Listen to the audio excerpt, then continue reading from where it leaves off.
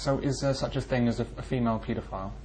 Oh yes. Now, female pedophiles, there's a great deal of controversy about this. In fact, when I brought up the issue that women could sexually abuse children, I was vilified.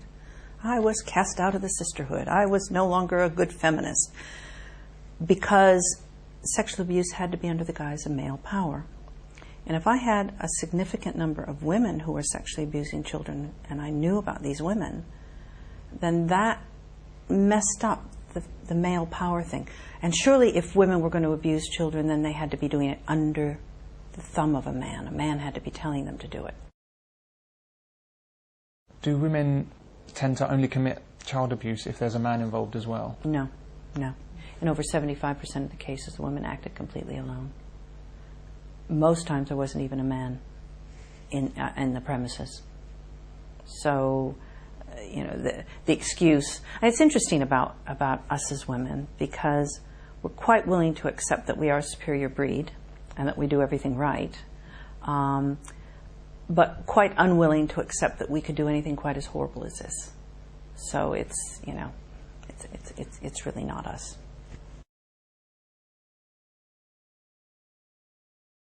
We had a conference about this eventually in, I think, 94, maybe earlier. 400 people applied to come to this conference. It was a huge conference. But 30 people, between 20 and 30 people came, dotted themselves in the audience, and tried to disrupt it. They were yelling that, you know, this, why was I paying attention to women? It wasn't women. I was taking the attention away from men. One of the women who was going to talk about her own abuse, who was now helping others, then couldn't face the audience. So you had this uproar. You had people in the audience turning on these women who were standing up saying, sit down, we want to hear about this. And you had them shouting, and it was absolutely strange. And very sad, because it was like, don't tell me this information, even if it's true, because I don't want to hear it. And if those women who came along to our conference had had anything to do about it, nobody else would have ever talked about it. It would have just gone away.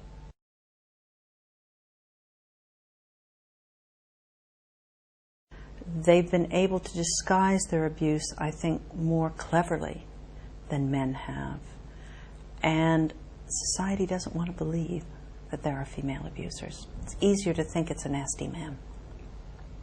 One argument against even the idea of female paedophiles is that women don't have penises, and so can't really do anything too serious. Women tend to use objects, broom handles, bottles. One woman said that she was sexually abused by rose stems with the thorns still on, being stuck up. Women can be quite cruel using objects, but they're still after their own sexual gratification. So it's kind of, you know, it's just actually, it's just a physiological thing, the difference. Sexual abuse by women has the same foundation as that committed by men. They've generally experienced childhood abuse themselves. Women are not immune from turning into abusers, as we like to think. By pretending that female paedophiles don't exist, we have little protection from them. Yeah, women who sexually abuse children like to have jobs where they're around children. Nursing, teaching, daycare, things like that. You really don't think twice. I mean, most parents don't think twice about leaving their children in care of a woman. They do now think twice about leaving their child in care of a man.